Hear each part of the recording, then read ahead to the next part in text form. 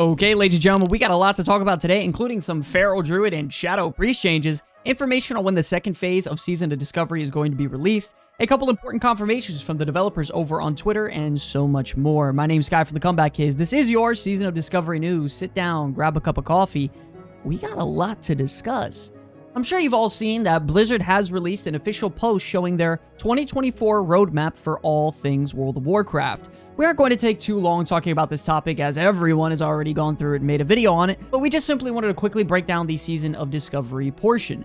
If we zoom in on screen here, you can see that the next phase of Season of Discovery is going to be after the Ruby Sanctum raid is officially released for Wrath of the Lich King Classic. From the research we've done online, it has been confirmed that the Ruby Sanctum raid is going to be released on January 11th, which is a Thursday. Not only that, Season of Discovery launched on November 30th, which was a Thursday as well. Now, we don't have any official confirmations when the next phase is going to be, but going by that same logic, we can expect the second phase of Season of Discovery to fall on either January 18th, January 25th, or February 1st. Now, if I had to simply guess on a day, I would probably have to say that it would be January 25th, as it is exactly 2 weeks after the Ruby Sanctum raid is going to be released, and it would be exactly 8 weeks, or 2 months, since the release of Season of Discovery.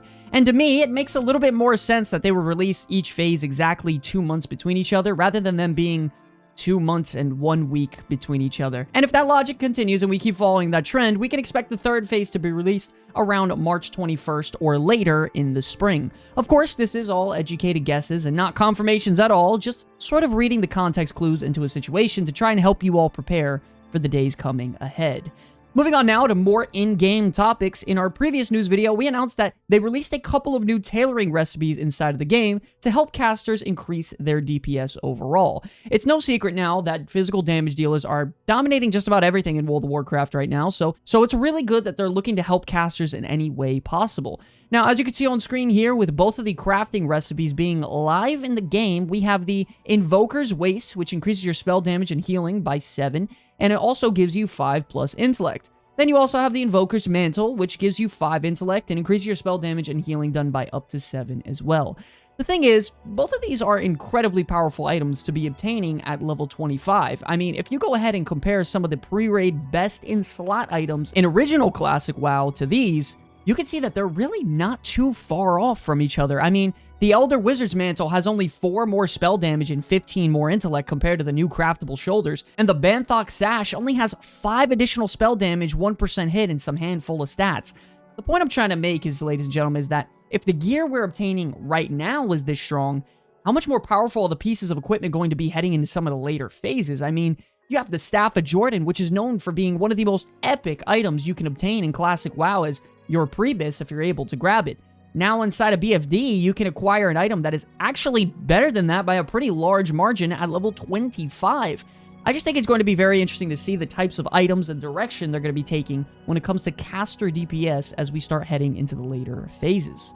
Moving on now to some class changes, the developers posted late last night, starting off with bear tanks that have the base cost of Lacerate being reduced from 15 rage down to 10, and the base cost of Mangle going from 20 rage down to 15.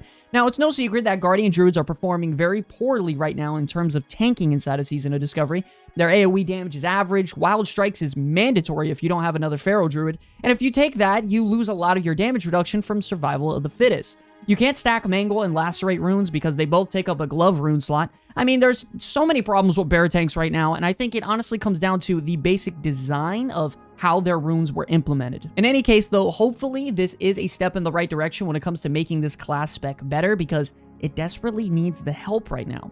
Lastly, for the minor changes, we have Shadow Ward Death for Priest, having the base damage being increased by 103%, and the bonus damage receiving from spell power has been increased by 50% as well. The problem with Shadow Ward Death, though, isn't really the ability on its own. It's just the simple fact that it shares a rune slot with Penance, and Penance is just so strong right now and easily one of the best runes in the entire game. It does great consistent damage, amazing healing on a low cooldown and a very low mana cost. I mean, some of the top parsing priests right now are using Penance as one of their main DPS spells because it's so consistent in DPS and low mana cost. So when it comes to PvE, until Shadow Priests start getting Shadow Form, I don't even see this becoming close to an option when it comes to Shadow War Death. Then, if you want to start comparing it to PvP, Shadow War Death is just so risky to use because it causes so much damage to yourself if you don't end up killing the target with the attack. So at the moment, Shadow War Death is just in a tough spot, and we're going to have to see if these changes affect the rune choice for Shadow Priest in at least PvP this phase. We also got some very important information about flex rating over on Twitter from the classic World of Warcraft Senior Director, Josh Greenfield, also known as Agrand. A user on Twitter stated that, "I've had a general question since this has been floating around my community a bit. Has the idea of flex rating similar to retail been considered at all?" Agrand simply replies saying, "Not at all. Classic isn't really compatible with flex rating, and this is one of those quality of life features that we feel sounds good on paper, but it isn't compatible with Classic.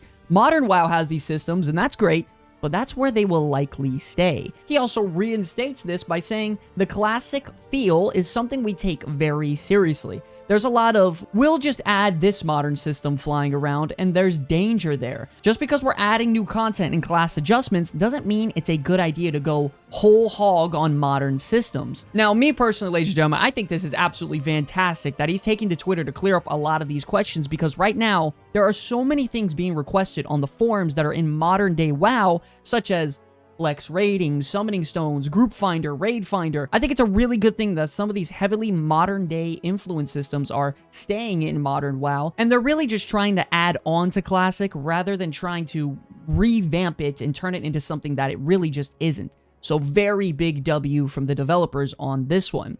Also want to emphasize how important it is for you to express yourself over on the forums, because, man, I gotta tell you, this classic World of Warcraft team is on point when it comes to listening to player feedback. Once again, we have more and more people expressing their concerns about there not being a solo queue option for Battlegrounds, because if there isn't any ranking systems or pre-made options in place, queuing up in solo is usually a really bad time. Nothing feels worse than queuing up and facing off against 10 players in a Discord call, all on the same server, ready to beat the crap out of you and some other random pugs inside of a battleground. Demolisher here over on the forums even mentioned the idea of there being at least dedicated roles on queue, such as DPS healer or flag carrier, only about 2 healers inside of each group. I personally don't think this is something they're going to have time to make happen when it comes to the following phase coming next month, but it could very well happen in the next phase after that, coming sometime in the spring. Speaking of forums, we also got a really interesting post over there with a user stating that the more runes we get each phase, the more impossible this game is going to be to have any form of balance. There's no rhyme or reason to designing runes in a balanced way, and the same way item stats are balanced through item level, for example. Where's the rhyme or reason for one ability to give you everything you need to be a tank? This is going to get so much worse if Blizzard doesn't come up with some sort of budget system for runes of power. I just want to quickly say that it's important to keep your expectations when it comes to balance very lenient. We're talking about classes getting spells and abilities implemented from modern day WoW into vanilla WoW. I mean, Retribution Paladins having pretty much their full Wrath of the Lich King kit baked into level 25. Destruction Warlocks having Incinerate in Chaos Bolt. Elemental Shamans having Lava Burst. I mean, you guys have to remember that Season of Discovery is not meant to be balanced in the traditional sense that you know it as.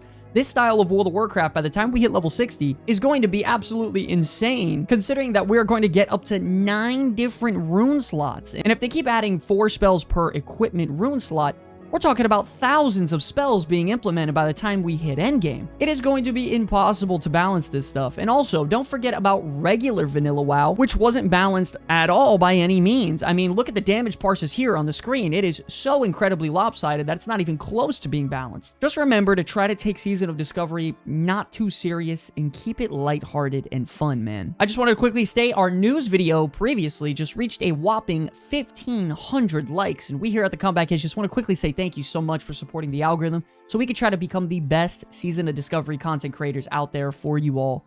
Thank you guys for all the likes and comments. Starting off with our first comment from Jay Murda stating that they need to remove raid instance IDs. I can't tell you how many groups of 5 out of 7 BFDs get stuck not being able to fill slots due to raid IDs locking you out. I have to 100% agree with this statement because just last night we were clearing BFD on our alternate characters And out of nowhere, our main tank decided to not finish the raid and log off for the night because he was too tired. This left us begging in general and looking for group chat for other main tanks to try and finish off the raid, and there were at least 3 other instances after that where someone would join the raid and not be able to complete it because they didn't know what the ID system was and how it worked in Classic. I really wish they would make it how it is in Retail WoW, where it is a per boss ID instance rather than it being an entire raid ID. I don't really see them implementing something like this phase, though. I mean, I would really hope for it to come in the future, but we're going to have to see with something like that. Next up, we have an amazing idea from Tyrone Ellie stating that, I believe a very important thing they need to add is damage done and healing done on the Battleground tab rather than just kills. I believe this really puts off many players from wanting to do BGs. I gotta tell you, man, I always hated the vanilla World of Warcraft Battleground score tab because it gives you almost little to no information on who's really performing well inside of the instance.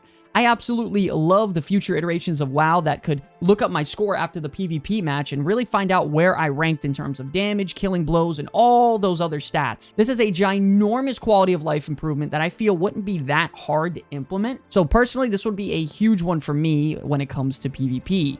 We also have another PvP comment from the Aka Man stating that, I just want an arena out in the open world for us to go to and have duels for as long as we want. Every duel should reset our cooldowns in that arena, and abilities should all be on cooldown when you leave that arena so that players don't abuse it.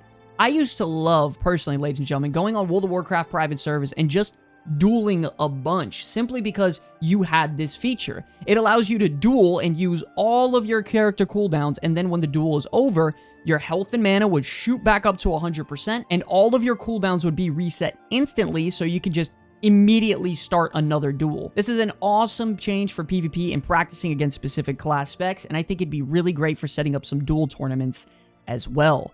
We also have Anthony Benyet stating that, I would love to see an actual tournament in the Gurabashi Arena where 16 players would sign up and it's a 1v1 bracket play until you win it all and get a trinket that way. So almost like a separate PvP mode to queue into where it's just straight up 1v1s until eventually there's a champion, and then that said champion earns a great reward. This honestly reminds me of the Coliseum PvP arena back in Warlords of Draenor. I don't know if any of you guys remember that. They had it back in the day where this mode was just absolutely awesome, man. You would literally rise up in there into the arena from below and join a complete free-for-all with a bunch of other players, and it's as simple as the last man standing wins. I think adding something like this in Classic would be super, super cool to see. Honestly, I would just want them to go nuts with Season of Discovery and add everything they possibly can, because this is pretty much like an open world testing ground for future seasons and other iterations of WoW. I think they should go crazy with adding new features never before seen.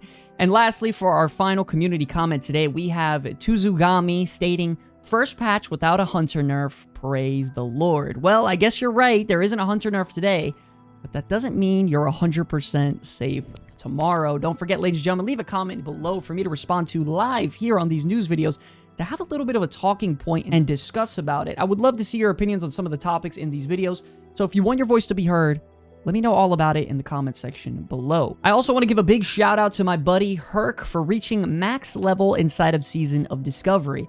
He's an F-35 crew chief for foreign nations with 4 kids and is serving our country proud and also kicking butt in Season of Discovery. So much love to my buddy there. If you enjoyed the video, please be sure to like and subscribe to get absolutely flooded with Season of Discovery content. I want to thank you all so much for watching this video. It is an absolute pleasure to be making content for you all. Until the very end, my name is Sky from the Comeback Kids. I will see you all in the next one. Peace.